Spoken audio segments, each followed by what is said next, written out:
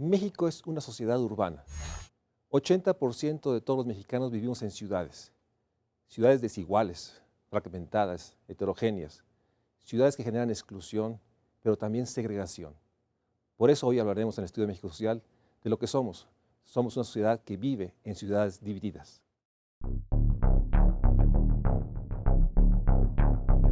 La segregación residencial socioeconómica se refiere a cómo los grupos poblacionales están distribuidos de manera desigual a través del espacio urbano. Para ello se consideran dos dimensiones centrales. Uno, la desigual estratificación de la geografía urbana, donde el acceso a recursos, bienes materiales, institucionales y simbólicos están divididos en estratos de clases sociales. 2. El grado de interacción que los diferentes grupos pueden tener al habitar la misma zona urbana. Como lo enfatiza el libro Ciudades divididas, desigualdad y segregación social en México, para abordar esta problemática es importante identificar dónde se localizan los distintos grupos sociales, cómo cambia su distribución al paso del tiempo conforme se modifica la morfología urbana, cuál es el grado de separación residencial que existe entre los estratos sociales y cuánto han cambiado los niveles de segregación a lo largo del tiempo.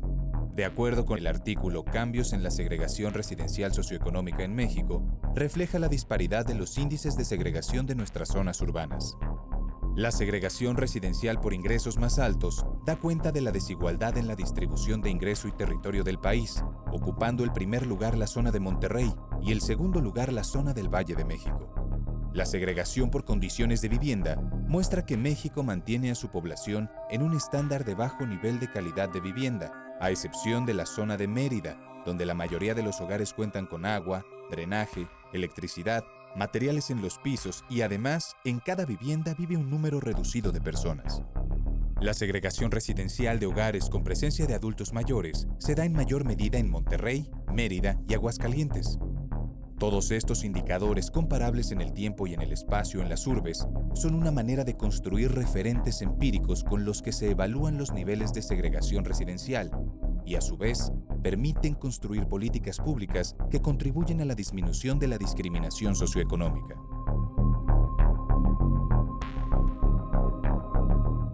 Comentaba con la doctora Rosa María Rubalcaba que sí hay un concepto que usamos cotidianamente, y muchísimas gracias Rosa María por estar nuevamente en el Estudio de México Social, para describirnos, es decir que somos una sociedad, un país principalmente urbano. Y como lo hemos comentado, lamentablemente cuando decimos urbano es tal la variedad, la diversidad, la cantidad de imágenes que cada uno de nosotros tenemos del urbano, que se vuelve un poco un concepto poco claro, poco asible.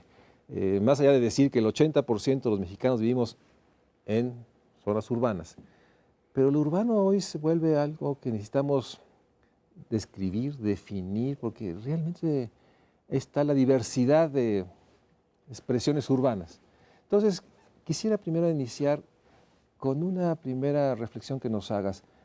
¿Cómo podrías, desde una manera, digamos, observar esto que llamamos urbano? Cuando decimos urbano, ¿qué imágenes se te vienen a la mente? ¿Qué cifras que nos den idea de que lo urbano es un concepto múltiple, plural, muy heterogéneo y que requiere realmente dos puntos y empezar coma, coma, punto y aparte y coma, porque hay muchos espacios urbanos, por decirlo de una manera? Bueno, antes que otra cosa, muchas gracias por la invitación. Siempre de verdad es un honor estar en México Social, realmente, y en el Canal 11, que acoge este programa. Cuando me preguntas qué idea me viene sobre lo urbano, me hiciste recordar que en el Colegio de México, muy temprano, por ahí en los 60, se vio la necesidad de crear un área de estudios urbanos. Entonces, eso muestra que se reconoció que era muy poco lo que sabíamos de lo urbano y ya se reconocía su importancia en términos porcentuales para diferenciar a una población de un entorno como ese, generalmente aglutinada en ciudades, y por otro lado, algo que queda como dualidad, que es lo rural. Pero más allá de que uno tenga esa idea de que está lo urbano por oposición a lo rural, cuando queremos acercarnos a darles un contenido que nos permita una mayor comprensión de esos ámbitos, pues uno se da cuenta que necesita elementos que permitan distinguirlos. Ya varias veces en tu programa se ha hablado del medio rural que finalmente se acaba en localidades a partir de un cierto tamaño, Así es. generalmente de menos de 2.500 habitantes. Pero todas las de más de 2.500 pues, se consideran ya en lo urbano, o alguien diría 15.000. Ahí ves que hay una cierta arbitrariedad para decidir a partir de cuándo una localidad ya es urbana o no. Y bueno, las ciudades pues también suelen considerarse por tamaños. Ciudades de menos de 50.000, ciudades medias, ciudades mayores, hasta llegar a las zonas metropolitanas. Pero también la caracterización no permite diferenciar profundamente esos espacios. Bueno, podríamos decir entonces que siendo una propuesta de desarrollo en nuestro país desde los 60s, 40s, lograr un país lo más urbano que se pueda, lo más industrializado como era el modelo de desarrollo de esa época, se logró finalmente una urbanización muy heterogénea que tiene desde esta enorme discusión de qué entendemos por lo urbano. O sea, claro, algo menor a 2.500 habitantes no es urbano, algo mayor se define que es urbano, y ahí hay una enorme diversidad, yo diría que incluso hasta regional. Hay localidades en el sur-sureste que pueden tener 2.600 habitantes y no necesariamente son urbanas comparadas con algo o una ciudad similar en el norte del país de 2.600. O sea, hay una enorme, tú lo decías al inicio del programa, hay una enorme realidad. Desconocemos mucho de lo que implica decir lo urbano. O sea, es más lo que desconocemos que lo que sabemos, pese a que el colegio y otras instancias han hecho un esfuerzo para tratar de comprender esta urbanización, a veces acelerada, desordenada, desestructurada, no necesariamente como una respuesta, digamos, planeada, ¿no? O sea, en ese sentido, estas grandes zonas metropolitanas, 55 me comentabas. 59, para el INEGI en el 2010. Hay una enorme heterogeneidad. Cuando decimos zonas metropolitanas, ¿cuáles son las imágenes que tienes tú en tu referencia? Bueno, uno piensa que te refieres a aglomeraciones de población urbana muy importantes, de cierto peso, pero lo que caracteriza en primera instancia a una zona metropolitana es el llamado fenómeno de conurbación, o sea, unión de municipios. Hay un municipio que es central de cualquiera de las zonas de metropolitanas y hay un proceso de unión con ese municipio central que va conformando la zona metropolitana. Ahí yo quisiera puntualizar que, aunque uno no lo piense, pero es motivo de definición. Alguien define zona metropolitana. ¿Quién define? La primera definición para el caso de la zona metropolitana de la Ciudad de México fue en el propio colegio con Luis Uniquel y el Desarrollo Urbano de México. ¿Quién da esa categorización? O sea, ¿quién define esto es metropolitano? ¿Es un asunto de los investigadores? ¿Hay una instancia específica que le da esta característica? ¿O es un asunto de voluntades de los órdenes de gobierno? O sea, ¿cómo se logra esa caracterización de quién define somos una zona metropolitana? Bueno, en ese momento, en su origen, claramente lo que sí privilegió fue criterios teóricos, criterios conceptuales. Cuando decides que una unidad para la cual tienes información ya es conurbada y forma parte de esa nueva totalidad zona metropolitana, pues por los intercambios. ¿Qué intercambios? Pues primero que nada de personas que van y vienen, se trasladan cotidianamente por diversos motivos, pero uno muy principal, por trabajo.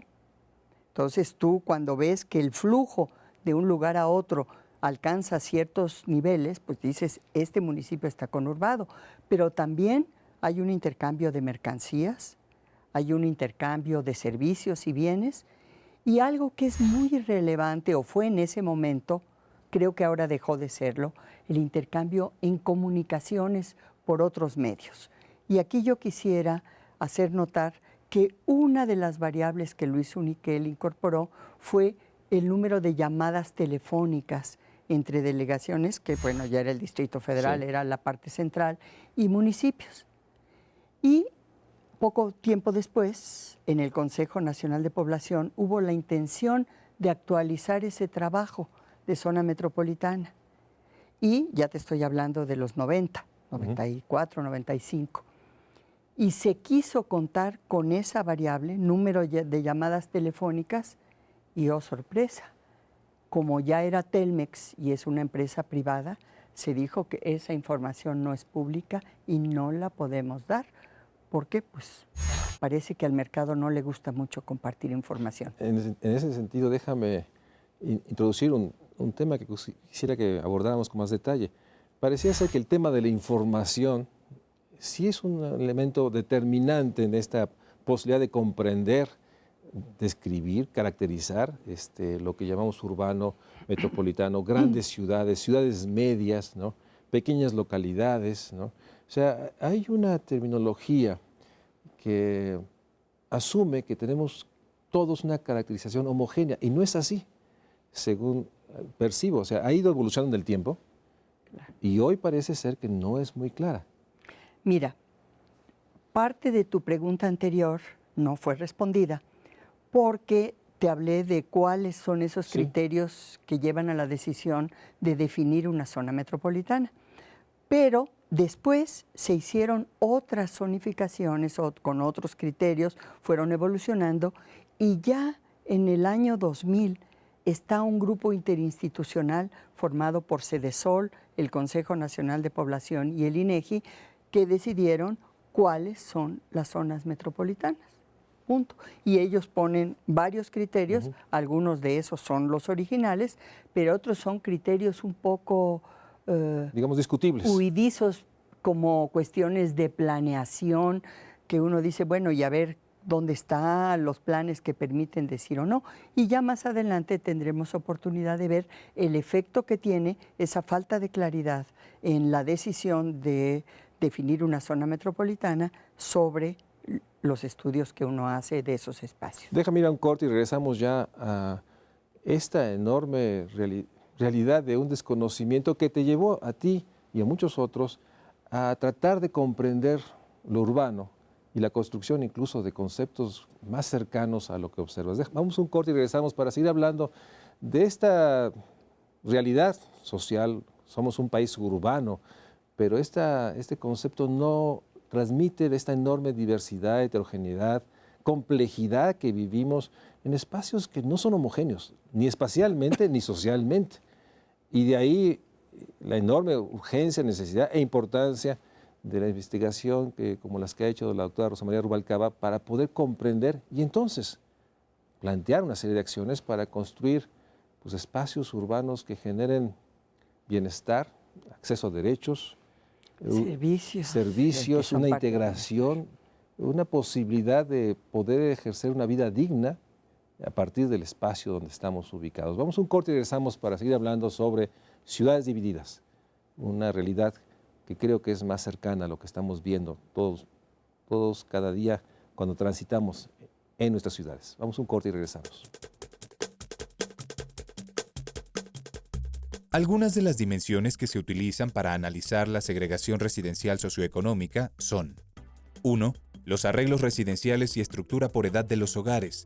Hace referencia a procesos poblacionales asociados a la estructura por edad y arreglos familiares y cómo estos se vinculan con la demanda habitacional y expansión territorial de las ciudades. 2. La posición socioeconómica. Se analizan el ingreso per cápita del hogar y el nivel educativo del jefe del hogar como indicadores de la posición y recursos disponibles en el hogar. 3. Las condiciones de la vivienda. Pone atención a las características de las viviendas y se distingue de los otros por su importante dependencia de la dotación de infraestructura urbana y no solo por reflejar los ingresos de los hogares.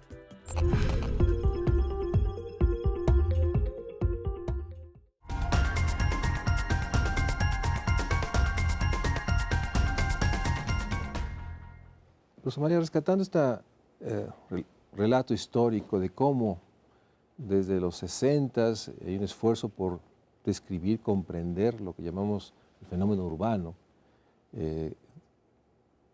Tú recientemente, hace un par de años, publicaste un libro que busca hacer esta descripción histórica, creo que 50 años, 1950-2000, para tratar de describir o de alguna manera caracterizar este fenómeno de urbanización que se dio intensamente durante el siglo pasado. Descríbenos cuál fue la manera que te acercaste al estudio urbano. Sé que sin duda un elemento fundamental es la disponibilidad de información, los censos.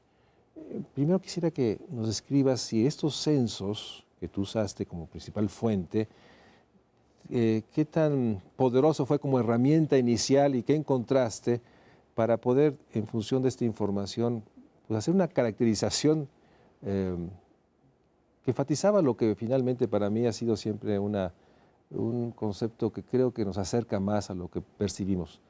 Vivimos en ciudades divididas, vivimos en ciudades que incluso, déjame introducir un concepto que a mí en lo particular me asombra y me interesa mucho que lo puedas describir, el tema de la segregación social.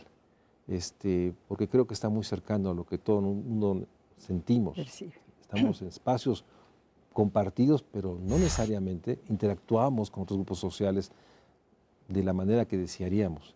Entonces, empecemos por el tema de la información y este libro y este estudio que has hecho junto con otros investigadores del Colmex, la doctora Stenger, para poder entender que también nos falta información, digamos.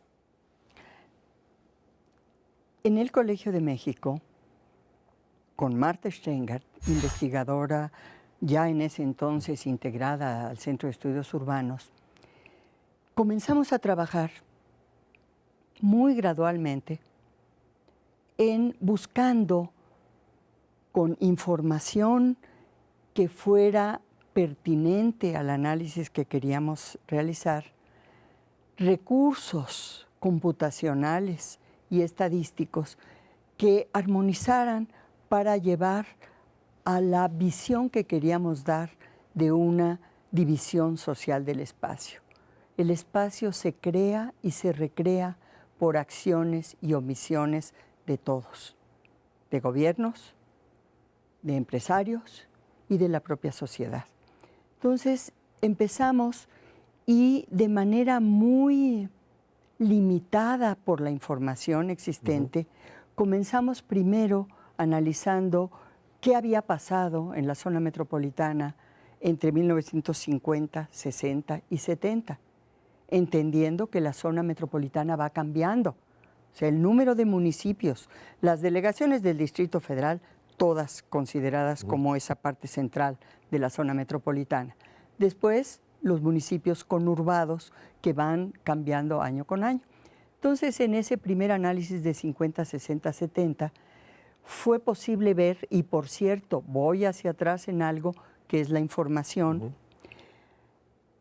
el centro del Distrito Federal, lo que ahora conocemos como las 4 delegaciones centrales, eran 12 cuarteles.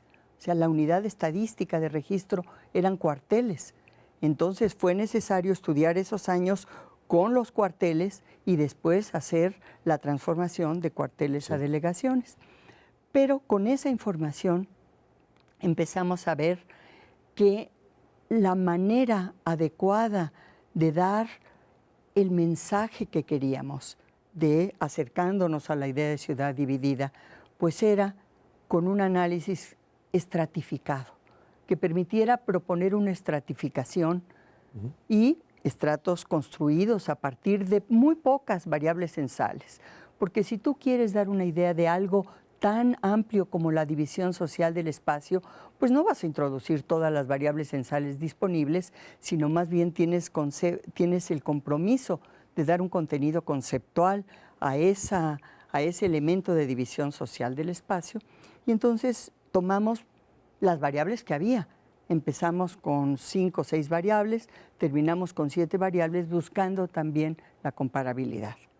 Entonces llegamos a un primer análisis de 50, 60, 70 y que nos comenzó a mostrar algo que ya después se sigue transformando, pero no de manera drástica, sino se conserva en lo esencial esa estratificación, un estrato alto, muy reducido en términos de población y de municipios, y un estrato muy bajo, muy amplio en términos de todos los municipios periféricos que conforman la zona metropolitana. Déjame tratar de ser más explícito. Cuando decimos división social del espacio, estamos tratando de describir cómo se establece una serie de servicios sociales alrededor de, digamos, de los hogares, y cómo están estos, división social del espacio, interactuando en función de una caracterización que tú armaste, construiste, pero esta caracterización partía ya de una pregunta inicial, y la pregunta en sí ya cargaba una respuesta. Tú planteabas que la ciudad metropolitana, es una ciudad que está totalmente, digamos, cargada de una profunda desigualdad en la estructura social del espacio. ¿Es así? Mira, creo yo que definitivamente no podría nombrar a todos los investigadores y todas las instituciones que han trabajado que este tema. Inmediatamente en esos 60 comenzaron también estudios y aproximaciones de tipo urbano. Estoy muy limitada a lo que nosotros hicimos, y esa primera noción de división social ya había sido muy trabajada por la doctora Steingart. Ahora lo que queríamos era no dejarla como una metáfora, sino darle un contenido de que es una división que se crea y se recrea por políticas y por acciones. Muy importantes las acciones de vivienda, habitacionales, primero muy significativas en lo público y después con la introducción privada al campo inmobiliario, pero también con la construcción de infraestructura y equipamiento, y sobre todo de vialidades. Nosotros, los que vivimos el siglo XX, nos acordamos mucho de esta realidad que cuando se construyeron los grandes ejes en la ciudad, se fragmentaron, se dividieron espacios muy importantes. Esta ciudad en un momento dado no tenía estos grandes ejes viales y tuvo un impacto brutal en términos de la estructura del espacio social. Colonias que fueron separadas brutalmente, que ya no pudieron interactuar.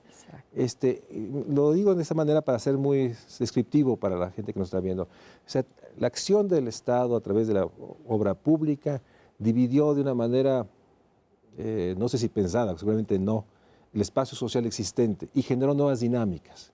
Eso es lo que ustedes describieron en este estudio, de cómo se fue dividiendo el espacio social a través de los actores públicos, privados, la misma acción de la población. Me puedo imaginar un grupo de personas que toman ciertos terrenos vacíos aparentemente y se instalan, y de facto crean ahí un espacio de viviendas que no estaba, y eso genera estas dinámicas. Fue planeado.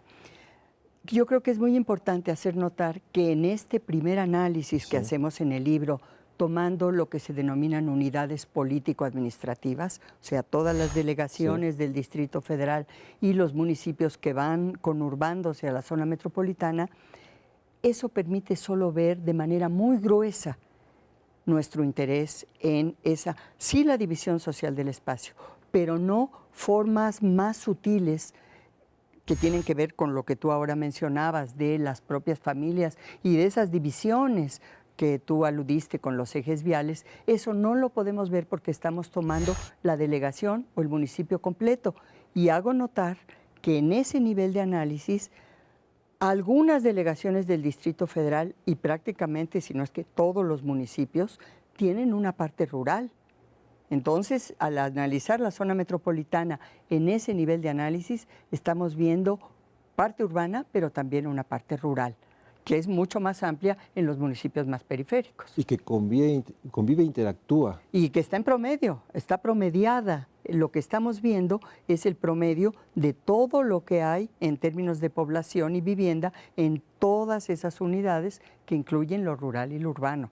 Ya después vamos a verlo con otro tipo de información, es posible tomar solo la parte urbana. Bueno, déjame hacer un corte y regresamos entonces a esa otra dimensión, porque no alcanza a dar cuenta, como bien nos dices, de esta relación social en el cual se tiene que introducir otro nivel de análisis y usar otros conceptos que permitan justamente mostrar esta realidad de la segregación que se genera a partir de una división social del espacio y que genera una enorme complejidad y que en el libro y en otros estudios se está documentando de que también son expresiones de la desigualdad, de una profunda desigualdad y que finalmente pues está afectando los niveles de bienestar de la población, está realmente erosionando y generando dinámicas individuales, grupales, de familias, no necesariamente las deseadas, o necesariamente entendidas o comprendidas, que parten de esta división social del espacio, pero también de una realidad que requiere otro nivel de análisis, que me gustaría, regresando del corte, nos introduzcas. Vamos a un corte y regresamos para seguir hablando de ciudades divididas, de esta realidad que vivimos todos y que en el fondo la percepción es que tenemos mucho que estudiar, nos falta mucha información para realmente poder entonces comprender estas dinámicas individuales, grupales, de familias, de colectivos, pues que interactuamos y sin una claridad muy clara, una redundancia, una claridad de que si lo que está haciendo o lo que estamos haciendo todos, pues está generando lo que buscamos, ciudades humanas, dicen algunos, ciudades de mayor cohesión social, o sea, en el fondo está la enorme necesidad de comprender nuestro territorio, digamos, espacial, pero también el territorio social. Vamos a un corte y regresamos al Estudio de México Social. La gráfica muestra la disminución de la segregación multigrupo por educación en 3 de las 4 áreas metropolitanas, mientras que en Monterrey aumentó ligeramente en el periodo analizado. En todas las ciudades, una reducción de la separación residencial entre los hogares encabezados por individuos con nivel más alto de educación y aquellos con educación básica o menos contribuyó de manera decisiva en esta tendencia.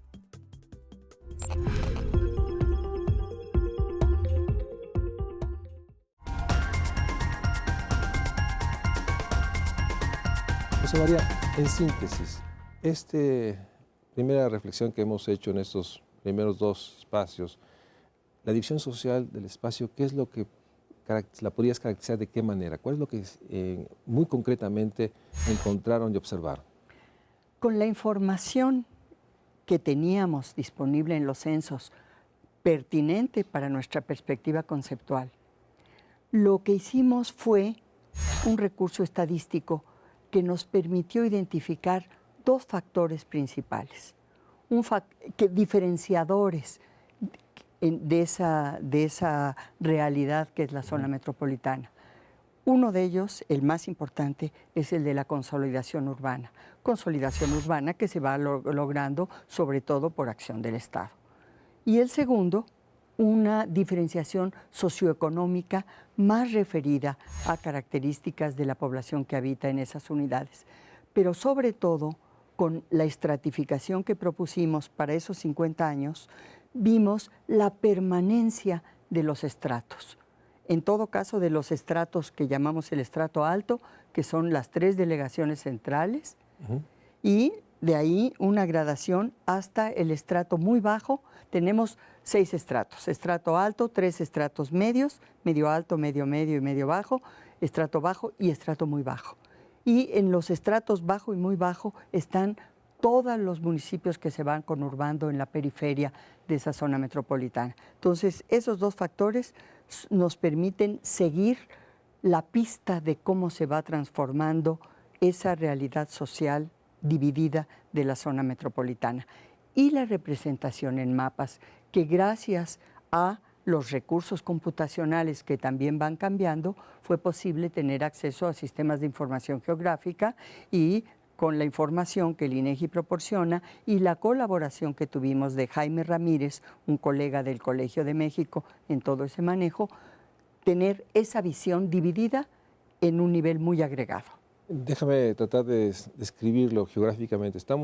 Me puedo imaginar la zona de Chicoloapan, Chalco, digamos, estos municipios conurbados que en los 60, 70 vivieron un proceso intenso de poblamiento y obviamente ahí están los estratos bajos, carencia de servicios, una enorme diferenciación con los estratos altos.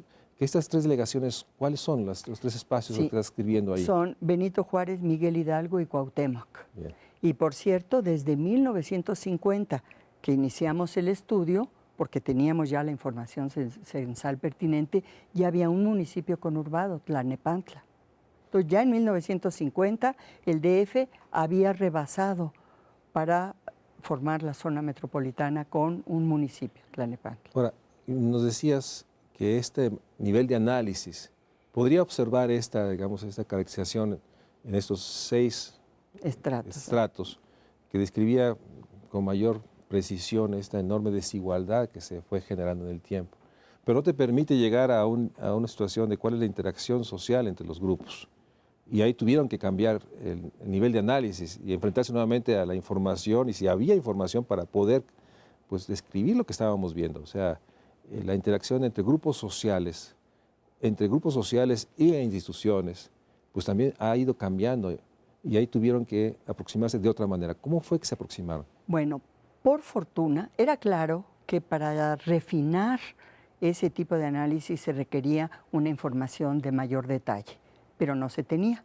A partir de 1990, el INEGI generó para el censo información por las llamadas áreas geoestadísticas básicas, coloquialmente llamadas AGEBs. Y curiosamente, y aquí lo hago como un recuerdo y un reconocimiento, además muy pertinente por la fecha que acabamos de conmemorar del terremoto de los 30 años, INEGI desde 1980 tenía previsto dar información por AGEB, pero el edificio en la calle de Colima del INEGI, donde estaban las computadoras con esa información, se derrumbó y murieron muchos investigadores y trabajadores del INEGI. Entonces no se tuvo la información por AGEBs para 1980, apenas en 1990. Entonces tomamos la información por AGEBs de 1990 y pudimos ver algo que se esperaba encontrar, pero lo que no sabes es de qué manera va a aparecer, que podemos calificar como segregación, entendiendo por segregación cómo hay familias de estratos sociales, de grupos sociales que se aglutinan en el espacio. Es una cercanía, una proximidad espacial y que quedan lejos de familias y grupos sociales situados en otras condiciones. Entonces se van formando lunares de segregación, ahí sí podemos hablar de segregación, no en el nivel anterior, lugares de segregación, y sorprende mucho ver que en los municipios, por ejemplo, que en la primera parte eran de estrato muy alto para nuestro análisis, dentro de ellos tú puedes ver que todas sus AGEBs puedes considerarlas segregadas porque todas son de nivel muy bajo y muy bajo. Perdón, en el estrato muy bajo anterior, todas sus AGEBs son estrato bajo y muy bajo. Un caso típico es Chimalhuacán y tenemos un mapa que te permite verlo. El estrato alto, las 3 delegaciones centrales, tampoco es homogéneo. Y por cierto que ya para el 2000, pero no hablemos todavía del 2000, son 4 con Coyoacán.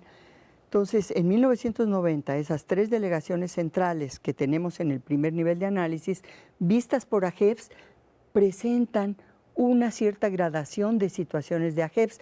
No hay prácticamente ninguna del estrato muy bajo, pero sí algunas del estrato bajo, particularmente en la delegación Cuauhtémoc, en la parte detrás del Zócalo.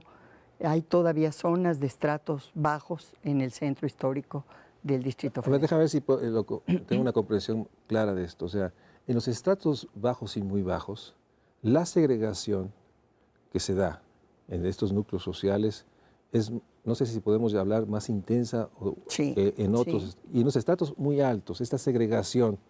Bueno, qué bueno que lo preguntas así, porque en realidad no había yo mencionado que uno puede distinguir dos tipos de segregación. Ujú. Una que en el libro llamamos segregación pasiva, una segregación a la que se van sometiendo quienes no quisieron, Sí. nadie les preguntó si querían ser segregados, y una segregación activa, en la que hay sectores que deliberadamente se van quedando incluso con bardas y con petición de pasaporte para ingresar por diversas razones. No necesariamente alguien puede decir falta de conciencia social, sino muchas veces por la misma inseguridad, pero es una segregación O distinta. también por el activa. abuso, o sea, Bueno. también hay en realidad, ahorita se me vino la imagen de ciertas viviendas de, digamos, ingresos muy altos, que dado que su propiedad queda con una barranca o un espacio público, propiamente se les cede y se vuelve parte de su propiedad, Parque. aunque, entre comillas, es un terreno federal y son grandes extensiones y hay una, digo, segregación porque nadie puede ya transitar por lo que era un espacio, digamos, público del gobierno Claro. y que fueron apropiados de una manera hasta lícita, pero finalmente hay esta segregación activa o esta, digamos, delimitación de otras poblaciones a eso. Y aquí estamos viendo algo que contribuye a la construcción de esa división social del espacio y de la segregación, que es la falta de planeación y el ningún respeto o poco respeto a las leyes y a los reglamentos. Entonces, seguramente alguien que nos está viendo diciendo, bueno, toda esta nueva manera de pensar el espacio urbano, de aproximarse para describirlo y poder mostrar las profundas desigualdades, ¿cómo deberían ser tomados por la autoridad como elementos para mejorar la intervención pública? O sea, si pudieras tú señalar, bueno, esta información le debe servir a los jefes delegacionales, a las autoridades federales, ¿qué aporta? ¿Qué les ayuda a poder mejorar las intervenciones que tenemos tan diferenciadas, tan poco eficientes, tan rebasadas por la dinámica también de las ciudades? O sea, si pudieras tú señalar, bueno, esta información, ¿qué información debían tomar de esos estudios para toma de decisiones? Mira, en la primera parte hablábamos de cómo INEGI, con CONAPO y con Cedesol, definen las zonas metropolitanas. Sí. Y de 1990 a 2000, la definición de la zona metropolitana de la Ciudad de México aumentó de un plumazo, no me acuerdo si son 49 municipios. 49 municipios más que se consideran conurbados a la zona metropolitana, y algunos de ellos se dice que el criterio fue de planeación y política urbana. No conocemos cuál es la planeación y política urbana, pero eso ¿qué provoca al verlo por AGEPS? Al verlo por AGEPS provoca, bueno, prácticamente se duplicó la superficie de la mancha urbana de la zona metropolitana de la Ciudad de México. Se duplicó. Y se profundizó la imagen de archipiélago, donde uno ve manchones urbanos a unas distancias realmente que uno se pregunta si se justifica considerarlos como parte de la zona metropolitana. Y para responder a tu pregunta, bueno, tendría que haber una autoridad metropolitana con recursos, con capacidad suficiente y, sobre todo, pues con una legislación que permita ordenar. O sea, planear el crecimiento del espacio social, y tomar en cuenta que estas acciones o omisiones generan fenómenos tan complejos de segregación de núcleos sociales que pueden ser activos, o sea, una acción decidida, o finalmente recibe del impacto de lo que se hace y se deja de hacer.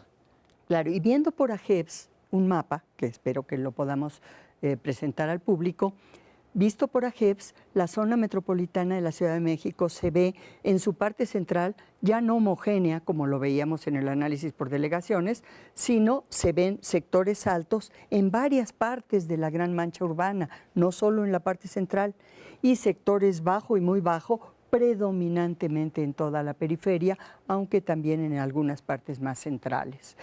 Una última observación Sí. que quisiera hacerte respecto a la segregación que me preguntabas.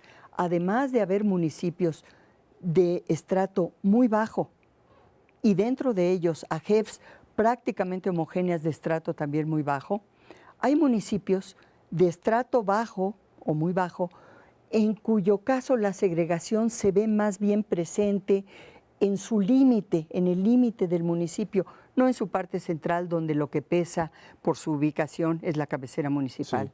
Sí. Y en esos casos es muy sorprendente ver cómo hasta en una unidad tan pequeña que podríamos dentro del territorio mexicano, sí, como puede ser una delegación o incluso un municipio de los que conforman la zona metropolitana, los límites son muchas veces territorio de nadie.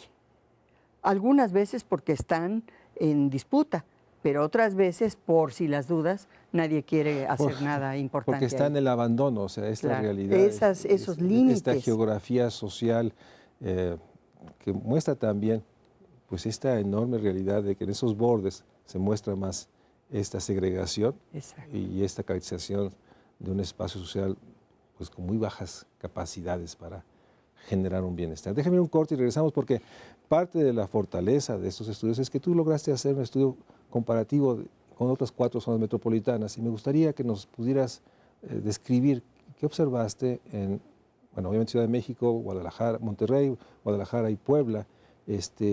Si este es un fenómeno, digamos, que en estas 4 zonas metropolitanas tiene un comportamiento similar o hay algo distintivo cuando hablamos de Monterrey o cuando hablamos de Guadalajara. Vamos a un corte y regresamos al Estudio de México Social con la doctora Rosa María Rubalcaba. La gráfica muestra los índices en el eje de arreglos residenciales en las 4 metrópolis a través del tiempo. Es notorio que el índice multigrupo arreglos residenciales adultos mayores, MA, la comparación entre hogares uniparentales, monogeneracionales y multigeneracionales con adultos mayores, sugiere una alta convivencia residencial entre los distintos arreglos familiares de los adultos de 65 años y más. Entre 1990 y el 2005, solo 4% de los hogares debía relocalizarse. Dicho porcentaje fue mucho mayor a inicios del periodo en la zona metropolitana del Valle de México, 6%, pero fue reduciéndose a lo largo del tiempo, sobre todo por la expansión de la proporción de hogares multigeneracionales con adultos mayores.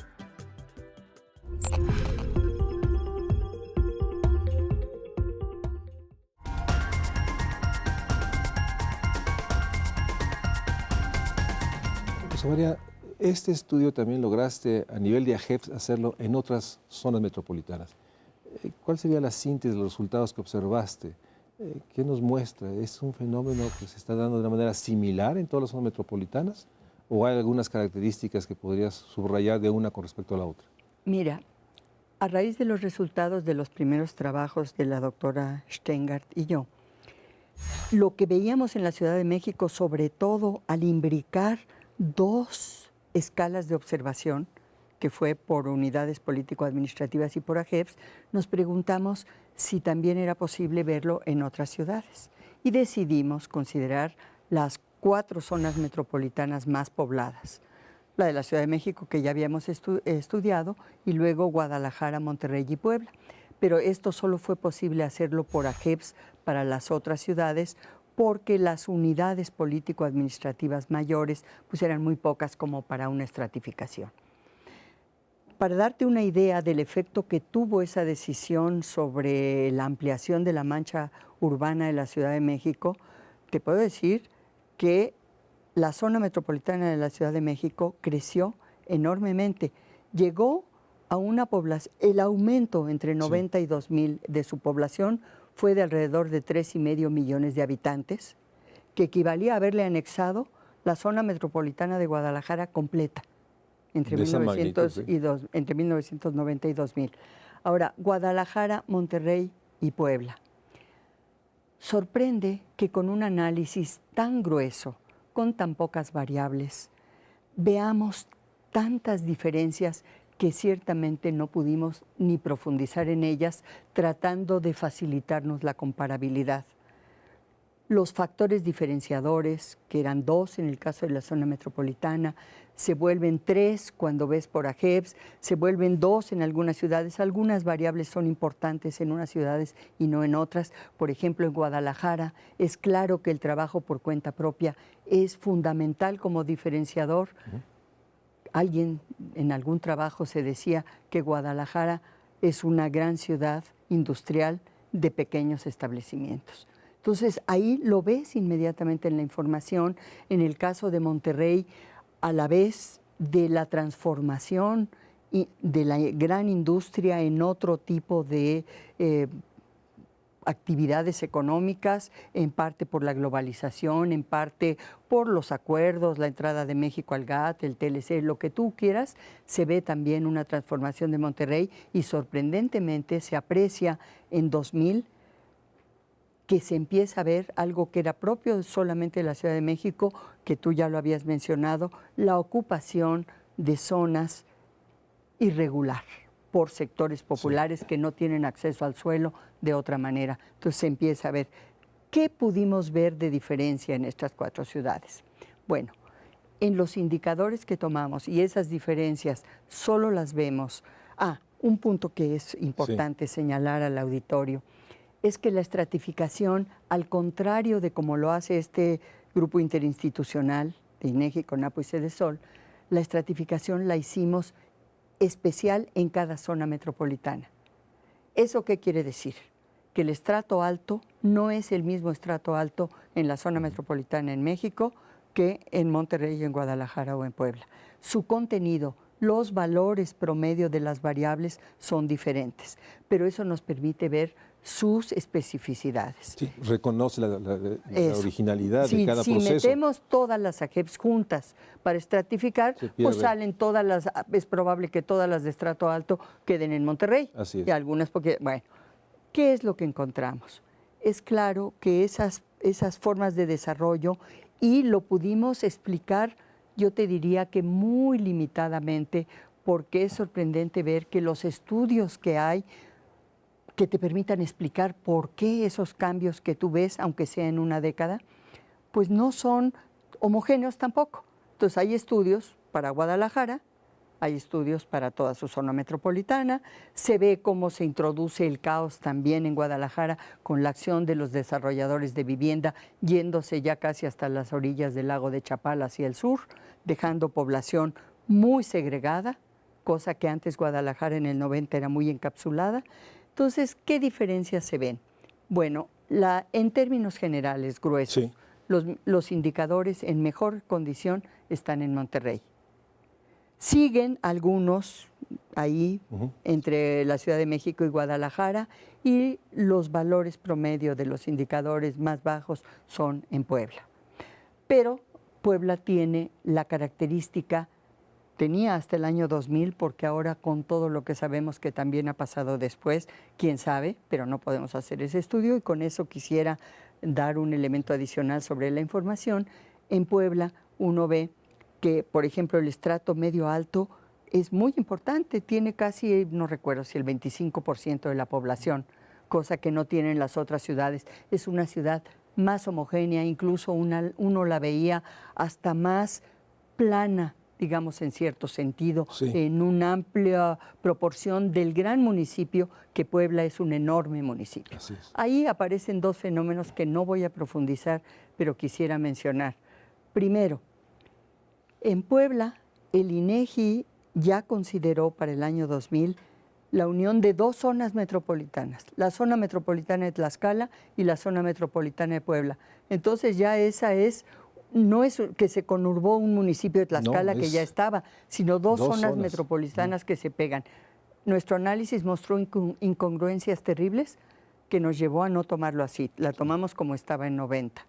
Y por otra parte, la información ya para seguir adelante, que es un patrimonio de los mexicanos, yo veo un retroceso enorme al punto tal que no podemos seguir este estudio de esta manera para el año 2010, porque el ingreso de los hogares ya no se preguntó en el cuestionario básico.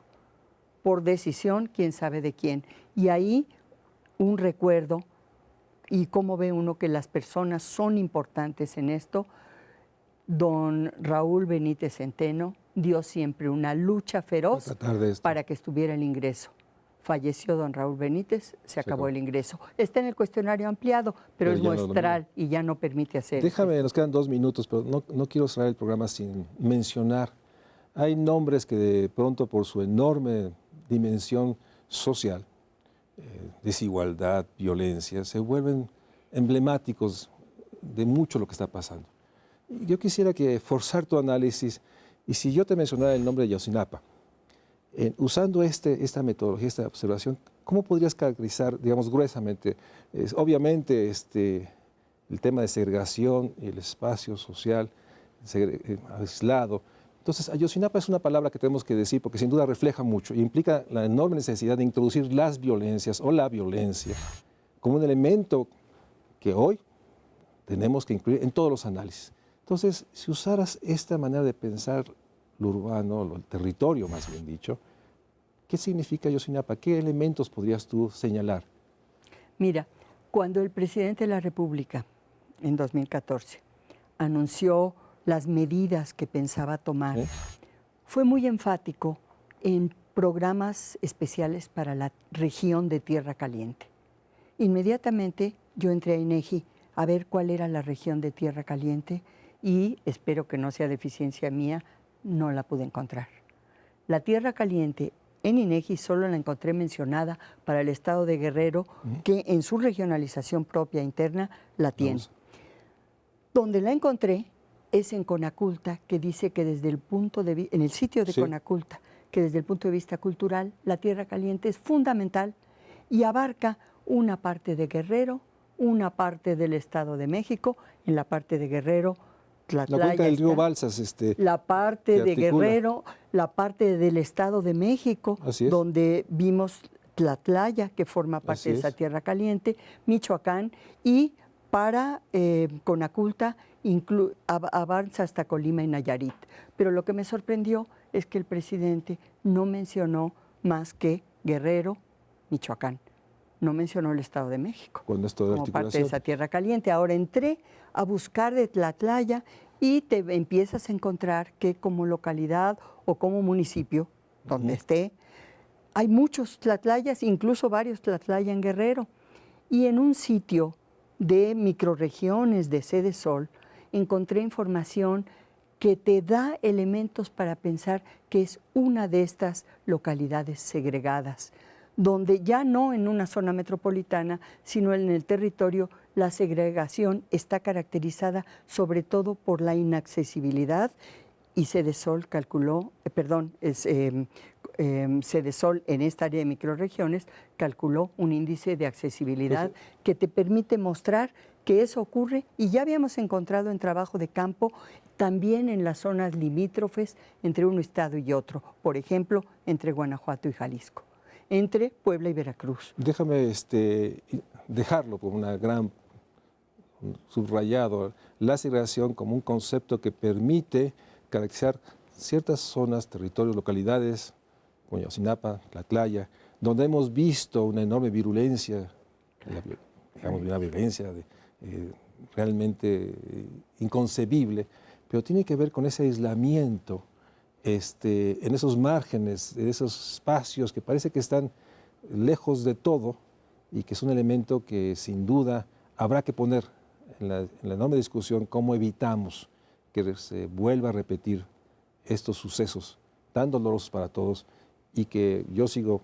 convencido que estudios como los que estás haciendo tú y mucha gente de UNAM, en Colmex, en otros espacios, permiten comprender y sobre todo dar cuenta de la complejidad, pero dar cuenta que tenemos que ser mucho más y más rápido para evitar estos fenómenos brutales, pero por otra parte para introducir nuevamente la enorme fuerza de pensar el espacio social, la segregación que genera, estudiarlo como un elemento que logre contribuir a construir el México social que tanto creemos que debe darse lo más rápido posible.